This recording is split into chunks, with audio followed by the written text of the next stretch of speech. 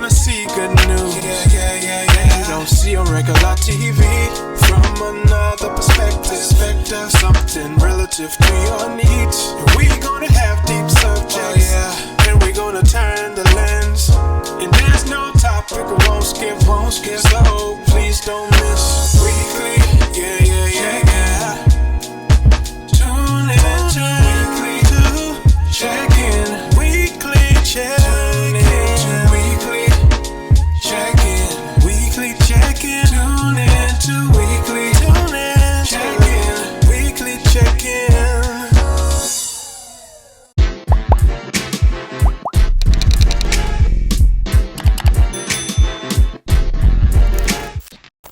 All right, we are the dynamic duo today, so let's get into it. Hop into it. We are only talking about one thing today, and this has been a thread of conversation that we've been having actually since last year on Arc Republic, and talking about the movement, and particularly Black Lives Matter movement, because there's been multiple movements in terms of Black liberation struggle, civil rights, justice, and equality. But we're talking about that within the context of critique and also revelations of information that has come up, and I would say more so made it to the mainstream, because what we are finding out now, and what I'm finding out because I started doing a lot of digging, is that for the last several years, there's been people who have been coming out and talking about, one, questioning Black Lives Matter movement in terms of how they operate, and in particular, how the money flows and where it goes. There's questions around that, but there's also been people who have been talking about their experiences with Black Lives Matter movement as well. But now it's coming to the fore. So let's talk about that. All right. So I'm going to put it in context, and then I'm going to throw out some questions, and I would like to know your thoughts on it. Okay, here we go. So as of late, there's been a kerfuffle, a rupture, a rip in the movement, and in particular the Black Lives Movement, with the recent reports, and that of one of its founders, right, Patrice Cullors. There's three founders, but we're talking about specifically Patrice Cullors, who has come under, because there's also Garza and there's also Tometi, right? So Patrice Cullors in particular has come under heavy criticism for purchasing multiple real estate properties over the last 5 years that have totaled into $3.2 million, right? The marquee purchase is a $1.4 million two-home property located in a well-off, predominantly white neighborhood in Topanga Canyon, which is an exclusive neighborhood in Los Angeles County, not Los Angeles City. It's next to Malibu, and it's in a very elite community. Now, after that was discovered, people began to do some digging and found out that public records show that Cullors owns 3 properties in LA County or the Los Angeles area. In 2016, she purchased a home located in Inglewood at $510,000 at the time of the purchase. Now it's estimated $800,000.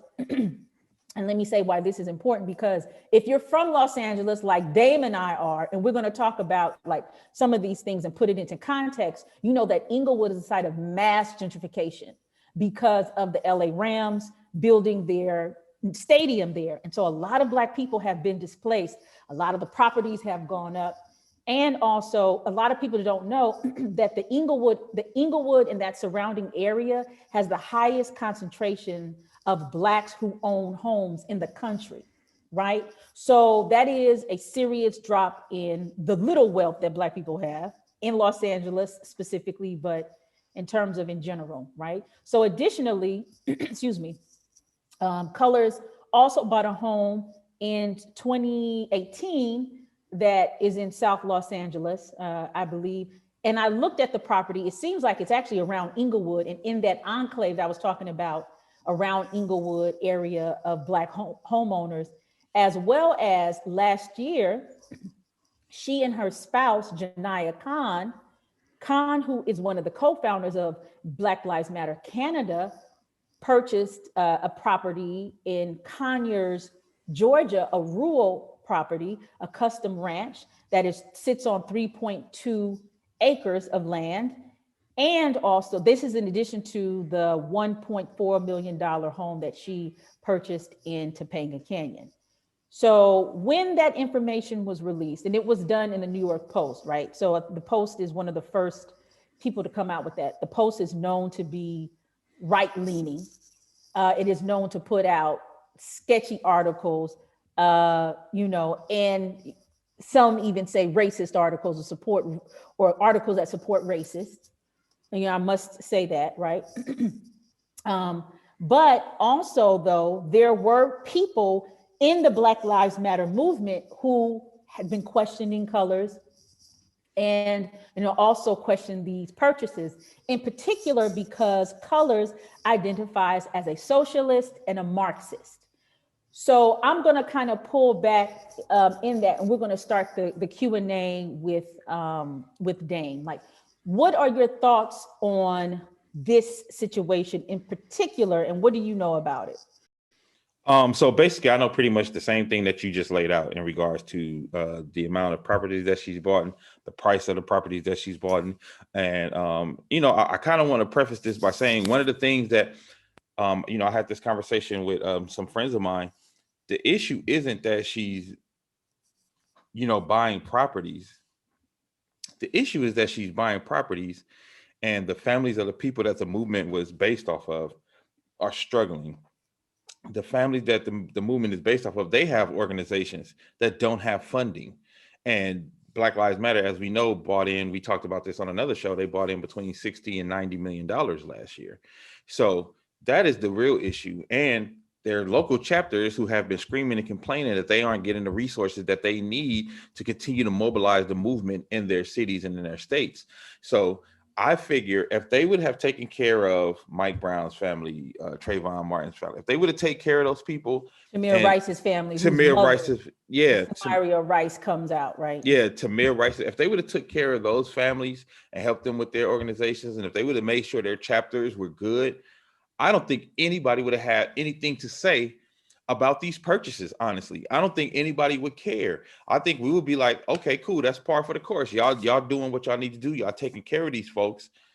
Go ahead and do what you do. But I feel like juxtaposed against them buying these properties and with Tamir Rice's mom just now coming out, with Mike Brown's dad coming out, with all of these parents of the people that Black Lives Matter movement, the organization was able to thrive off of, and they are struggling. I think that's where the biggest problem comes in. That's where the problem, And I also want to add that in terms of the criticisms that I've been researching is, and we've said this in previous podcasts, is that one of the major criticisms has been nobody understands or can track or trace the millions upon millions of dollars that have been donated in the name of Black Lives Matter.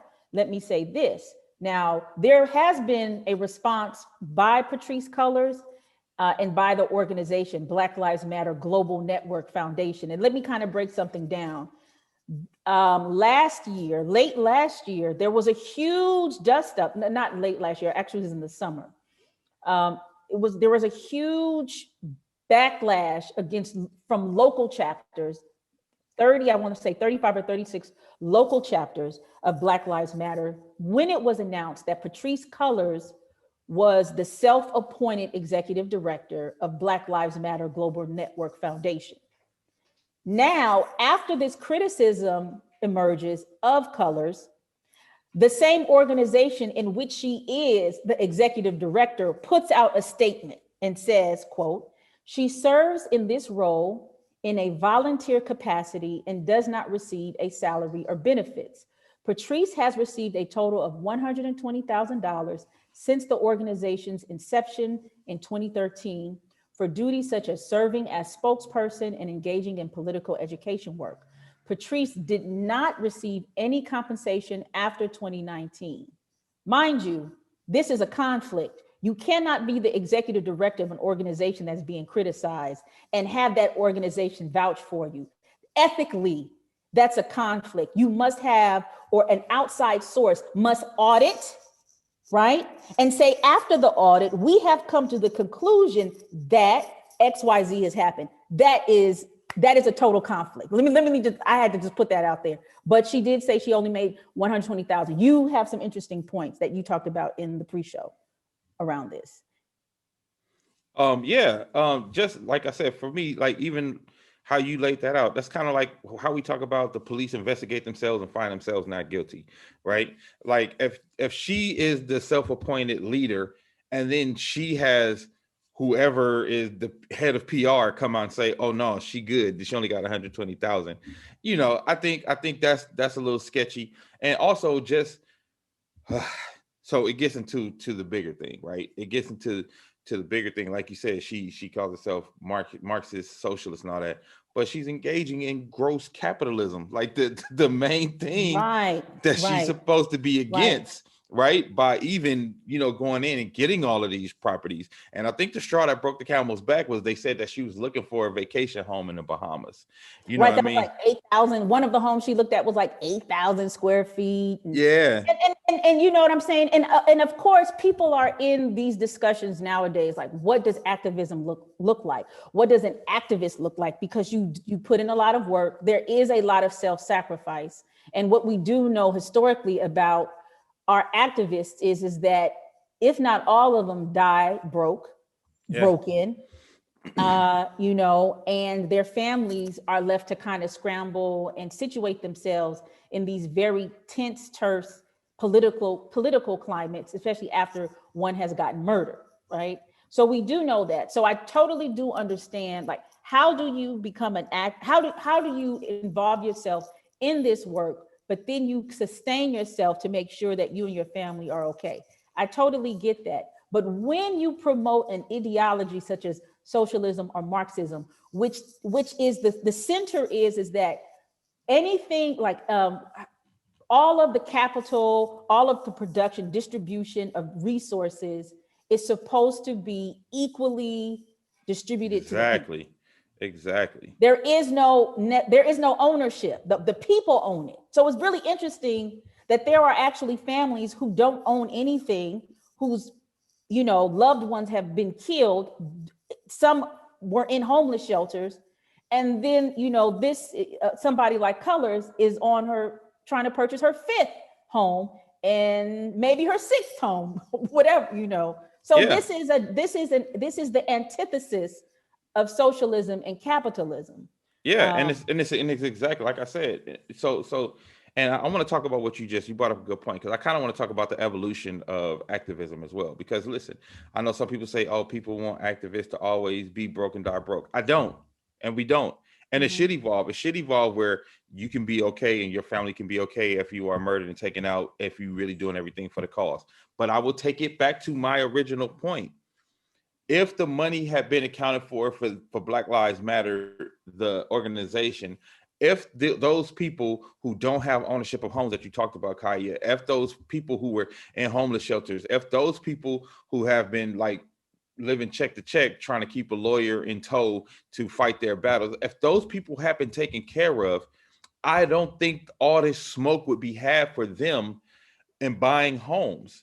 Because I do think, there is a point, like, I know a lot of people, I know a lot of people had issue with some of the things that Tamika Mallory is doing and some of the ways she's going about. But to me, I kind of stepped back a little bit, because at first I was like, yo, she wilding. And there are some things that I still disagree with, you know what I mean? But also I'm stepping back looking at, okay, she's trying to figure out a way to deliver this message in a new digital social media era. You know what I mean? And because of that, you do have to move different. And because of that, because of the way social media moves, you can monetize off of your own personal image and your own following. That's fine. But again, let's take it back to the original point. You can monetize, you can get your money, you can get your bread up, you can do all that if you are taking care of the people that the movement is supposed to be taking care of. And that's my only issue. So I want to make that clear. I don't think activists have to be broke. I don't think activists should not be able to make money off book deals and TV deals and production deals. I wholeheartedly agree with that. But if you're making that money off of those deals, it should only be in lieu of the people that you are fighting for being okay at least the people whose names and faces and images you have been using at the forefront to raise the money and to raise the profile of your movement. So I want to say, there's so much. You made some excellent points. I also want to add to what you were saying is that I actually have multiple problems with Black Lives Matter movement and how it has not been operating in transparency, right? To me, that's the biggest issue. When you do not operate in transparency, it has allowed for so many questions for years that have gone unanswered. That, for me, that is the critical point.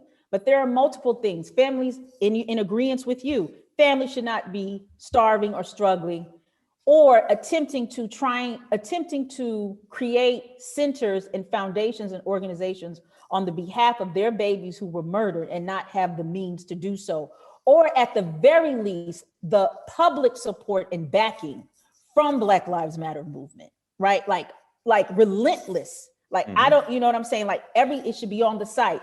This is what the Rice family is doing. This is what the Brown family is doing. This is how you can support on the Black Lives Matter movement. Absolutely. Okay. That is an issue. Another issue, I would say this, and if you need to look at some of our previous ones, because I don't want to be kind of like beating the dead horse, but Dr. Sharice Janae Nelson, she made really good points that we didn't know about, how people, the three founders were approached, and people, came to them and said, we want to help you. This is huge. And they rejected being helped, right? So how, and I don't know what the conversation was, and I don't know what the reasons were as a result of it. I know it probably has something to do to connect it with the civil rights, one of the critiques of it being an extremely misogynistic, kind of like an old school Southern Baptist churchy, type of movement, right? That excluded a lot of people, right? And, but not deferring, to me, any type of elder people with some kind of wisdom or knowledge or understanding is extremely problematic. Even if this is a new age, you've got to, any type of every movement sits on a movement before. Absolutely. So you cannot understand where you are if you don't understand the movements. But you're going to talk about socialism, and you're going to talk about Marxism. And if you know anything about Marxism, right? So Marxism and Karl Marx is this theorist who celebrates something like the French Revolution, but never acknowledged the Haitian Revolution. And that's one of the critiques, is that this dude was a racist. He talked about the proletariat, and at that time, the proletariat were those who were enslaved, but he never really acknowledged that. He acknowledged the poor in Europe, but never acknowledged the enslaved Africans that, countries like France were actually building their whole capitalistic empires off of, right? So there was something else I wanted. There's so many things I really don't talk about Black Lives Matter movement, which is the second kind of critique I want to talk about is that you like to publicly critique Black Lives Matter comes at a price from a lot of people, because people are either tone deaf, or they haven't really studied, or really don't know all of the nuances in it. It comes with such a backlash to critique it. And there's kind of like this idea that, well, at least they're doing something, and not doing anything. And I'm like, first of all, that is, to me, such an old, tired ass excuse. And it's dangerous. It's dangerous. Yeah. It's dangerous to utilize that, well, at least they're doing something excuse, especially when we know that they can be doing more, right? And also, to your earlier point about critiquing Black Lives Matter, I think the biggest issue with that is you have to always make the distinction that I'm critiquing the organization, not the movement. Because what happens is when you're critiquing the organization, people will take that, spin that, put it in the spin cycle and spit it out like you're critiquing Black Lives Matter, the movement, when they are two wholeheartedly different things. There are people who make moves and hashtag Black Lives Matter who don't work with the organization at all, and they do work under this banner that has nothing to do with the organization. So that's why it gets all this weird conflation when you're having this conversation and when you're critiquing. But like, no, we're critiquing the global organization and very specific things about the organization. And I think we should critique, because we do need that transparency that you spoke about, and we do need them to do better. And we do need them to take care of those folks that they are building on the backs of. And so let me just say this, Cullors, now we're going to go specifically to Cullors responding, because I have like something and then you have something that you recently, this is going to be a very quick couple of sentences. So Cullors put a full statement on Instagram. I'm only going to read a small, segment of it. She says, "This movement began as and will always remain a love letter to Black people. 3 words, Black Lives Matter. Serve as a reminder to Black people that we are human and deserve to live a vibrant and full life." She still hasn't responded to the allegations. But anyway, "I worked multiple jobs across many organizations my entire life. I'm also a published author, writer, producer, professor, public speaker, and performance artist." All right. So that is, you could read the full statement on Instagram. Your thoughts? What's interesting is that sentence ended with performance artist. I think we need to pay attention to that. Ooh, no, you didn't. No, you didn't. I think you need to pay attention to that, right? That's fire. Okay. You know what I'm saying? I think you need to pay attention to performance artists, because that shows you, she's saying in this right out there, some of this shit is performative. And because some of it is performative, and she's telling you, so it's not like I'm making this up. She says she's a performance artist.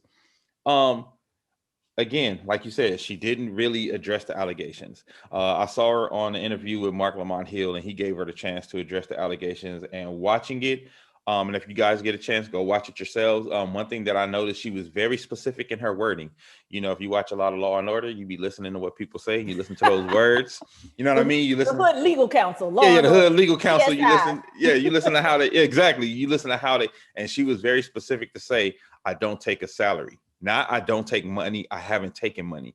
She said, "I don't take a salary." And she only said, and I'm like, oh, this is well crafted, right? This has been crafted a certain way. So even if she get caught up, she can always say, "Well, I said I don't take a salary, and I don't take a salary."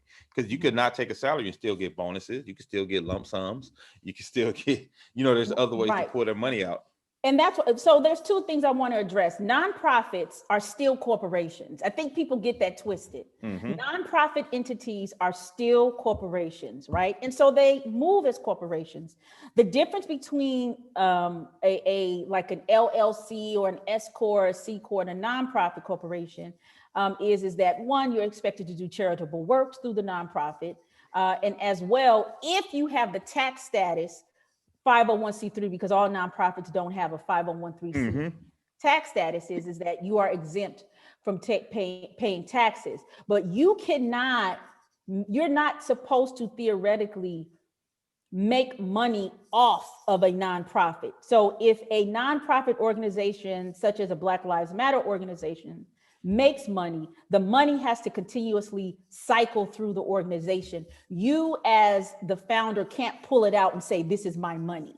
Right. So on paper, it seems on paper, she might have a salary totaled of $120,000, but it is still unclear how much money has been spent for her to operate in the capacity in which she operates in Black Lives Matter. There are expenses that are unaccounted for. There is travel that is unaccounted for. There are events that are unaccounted for. All these things go under a corporation that can be covered. That is why in this capitalistic system, so many corporations individuals move through their corporations, so it doesn't show exactly how much money they're bilking or banking off of it, which is problematic. That's why I say transparency is an issue. All right.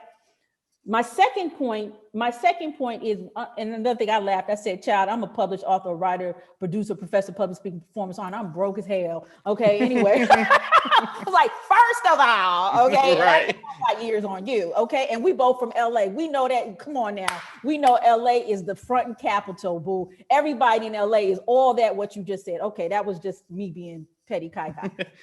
But let me say this, but as a scholar, right? As a professor, as a scholar, everybody, if you, and this is another thing, a professor, you could be a professor, but that don't mean nothing, because I know professors who make like literally $600 for a class, for teaching a class.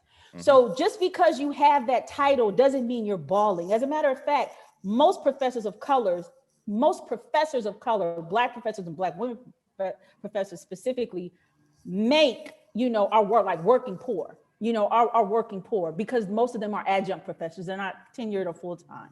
That was a side note. But as a scholar, as a professor, when you do work in the community ethically, you know that whatever it is you do benefits your career. And so it is your responsibility to put money and resources back into the community in which you have developed your whole career off of, which she has not. I want to point that out in terms of, we're talking about money. So let's just be kind of very clear. That is in the professor world, that is known, especially as black folk and brown folk became more in that academic space. That's like everybody knows you're supposed to do that. So I wanted to say that. Tell me more about the Marc Lamont Hill interview that you thought was interesting. Well, yeah, like I said, but before we get to the Marc Lamont Hill, I want to go back to your first point. So listen, I worked at a record company, and I was the guy who was in charge of expenses and making sure they zeroed out at the end of the month. What does that mean, zeroed out? Explain that. That the receipts and all that match up to what the person said that they had and what they were doing, right? And so say, for example, the person I was working for, say, for example, their actual salary, their base salary is like $100,000 a year, $120,000 a year. They could rack up around $4,000 to $5,000 to $6,000 a month on the corporate card. Easy. So it doesn't touch their base salary. And if you zero it out, it's going to look like, it's all clean. So I want to just kind of give you guys that information too, in regards to how, when she said, that's why I said it was very specific in the Marc Lamont Hill interview, when she said, I don't take a salary, because you cannot take a salary and you can still go stay in the Four Seasons Hotel. You cannot take a salary and you can still lease a car with the corporate card. You cannot take a salary and you can still, have all your groceries, dinners can be write-offs, like all of these things. And, because like I said, without the transparency, these are all the things we get to speculate, right? Because just from what I know from being on the inside of a record company and how they operated and how they operated with the corporate card and all that. And I've been on the inside of a nonprofit that does the same thing, operates the same way. So it's not a huge difference, right? Like I've worked with a nonprofit and saw how, the head of the nonprofit was able to pay their mortgage through the nonprofit, how, and again, I'm not mad at that, because this organization was doing what they were supposed to do for the people that the nonprofit was for, right? So just trying to show people the ways that you could say, I only made $120,000, but you probably could have spent upwards to 3.2 million. I mean, there's so much you have to exactly. I mean, you're making me kind of think about something, because I work with the nonprofit. There's also something called in-kind donations. In-kind donations are when people donate non-monetary things, so services, or maybe they'll send like bottled water, or they do things for the organization and get a write-off. So we've only talked about the monetary donations. We haven't talked about the in-kind donations or kickbacks. A lot of these corporations, because there are corporations donating to a nonprofit, because a lot of corporations, what they do is they identify charitable corporations that they can do, put their write-offs in. Yeah. So we don't even know exactly how these people who are the core of the Black Lives Matter, because there is, in me doing my investigative work, there's a core of people moving under this banner of Black Lives Matter, right? That have get the carte blanche, right? They get the red carpet of things. So we don't know how much social and political currency they have accumulated in order to receive these in-kind donations. For example, I'm going to take, Dame, what you said. Let's just say, you're BLM of Compton, right? Maybe is there a BLM of Compton? Maybe you need to I don't think so, right? This shit is some good goddamn money, okay? Right. So right. BLM Compton, you show up at the Four Seasons and the manager says, you know what, don't even worry about paying at all. But I bet you that Four Seasons is going to write that off as in-kind donations, right? Yeah. So all of these people that might be providing all of these services, baking services, real estate services, travel services. So we haven't even calculated or factor that into what goes on in this nonprofit industrial complex that Black Lives Matter has built itself around. So I'm putting a question on the table. How do you think that this moment is impacting the movement? That's a good question. So, and I think I'm glad you asked that question, because in situations like this, we do have to be very careful, because we know where we're coming from and why we're talking about this and why we want transparency.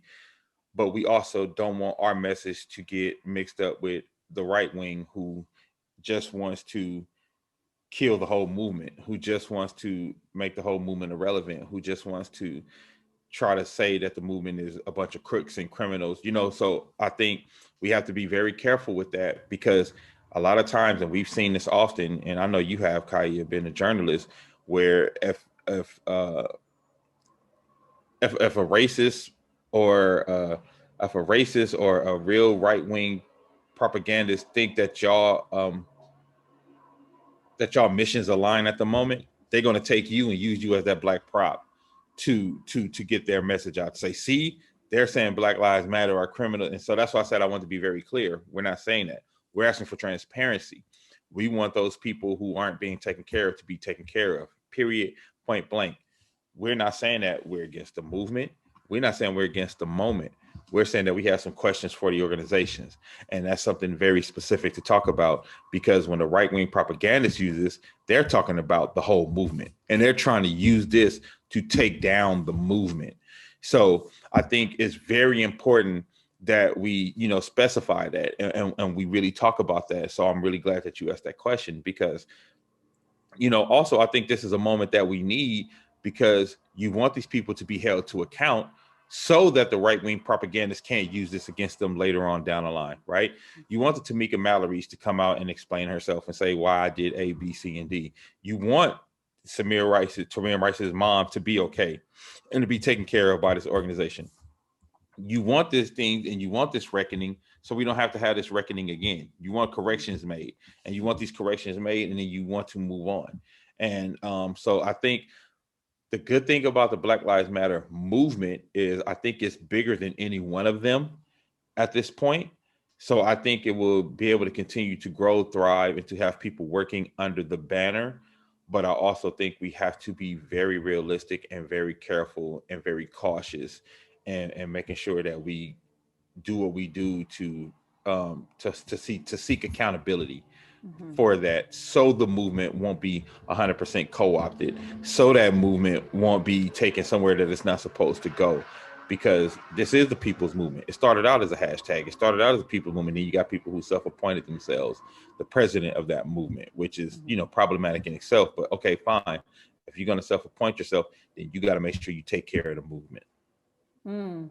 Yeah, those are some good points. I just want to add a couple of things. I think this is a gut check.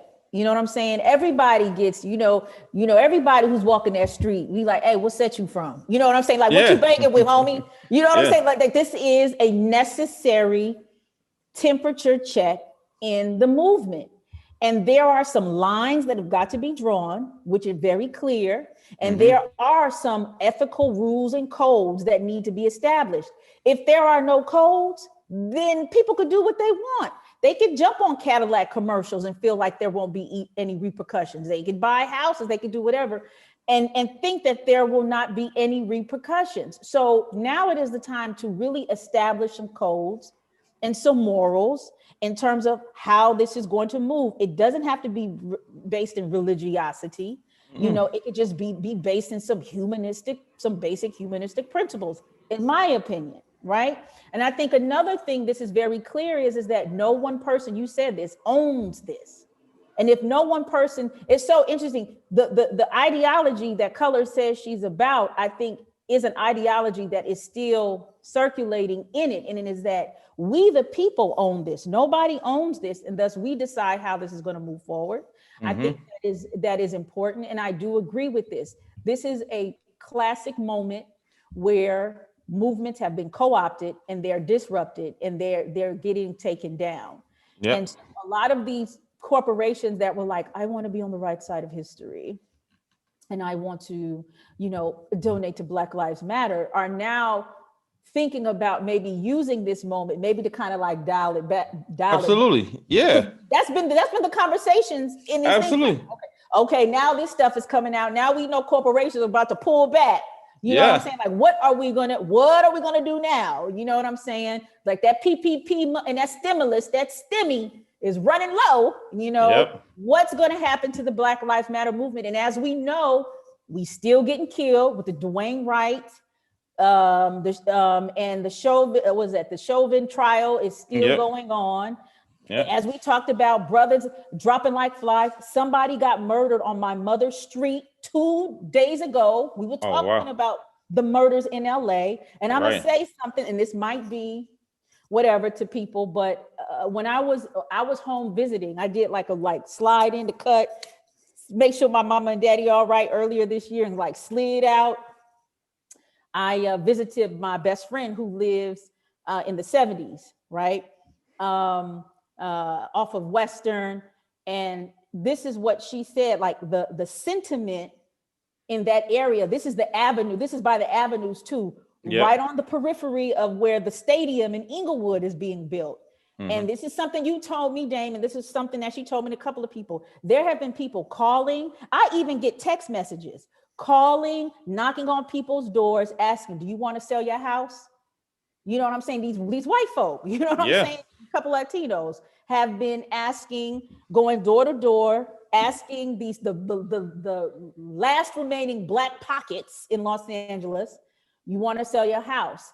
And there's a sentiment that the LAPD not properly investigating the shootings and the murders, and not necessarily policing, is part of this push to dislocate the little Black neighborhoods that are left in the name of gentrification. Just wrapping up, what are your last thoughts on this discussion about, could you talk about what do you think are some things that are needed in order for us to move forward? Yeah, so I think, to wrap up the whole conversation, and things that are needed for us to move forward, we need more transparency, not just from Black Lives Matter, but more transparency from all these organizations that are supposed to be doing things for us and in our communities. And I think it should be okay for us to ask for transparency and for us to ask for accountability. And in regards to our final conversation, I think we just need to do more for ourselves. Like, we need to try to do more to clean up our own neighborhoods and communities, because as you said, the police aren't really trying to serve us, especially in that capacity, and the capacity of actually cleaning up neighborhoods. Those are things that we have to do. We have to find organizations. We have to back those organizations. And, that's basically what I think we need to do. We can't be waiting for Superman, basically. Right. Yeah, and that's true. I have a couple of things. I think the whole prophet pastor mentality has leaked into the whole activism side. You can't make a profit off of dead Black babies. You just can't do that. Period, point blank. I'm sorry. On all my ancestors, I must state that, right? You just can't. Whatever that looks like, if you got to get a 9 to 5, get a 9 to 5. It's all right. It actually creates a very clear demarcation of, this is my activist work and this is my, my 9 to 5, whatever that is. But have a job outside of it. You actually can. You actually can do that, right? Yeah. That's one thing I think that needs to be abundantly clear. And if you are an activist and you are a public person, you will be scrutinized and you will be held accountable and you will be questioned. That is part of the job. If you read and study, everybody got questioned. As we all said, at the time of King's death, he was one of the most hated men in civil rights. Mm-hmm. Now he's become, something else. So expect that. And then this is another thing. I think it is so important that us as just the community begin to, I would just say, have not only more conversations, but like, you know, read some books, dialogue, listen to some old music, begin to love up on each other a little bit more too. Love up on each other. We've lost the love. Like, just in the music, we've lost loving up on each other. We really do need to.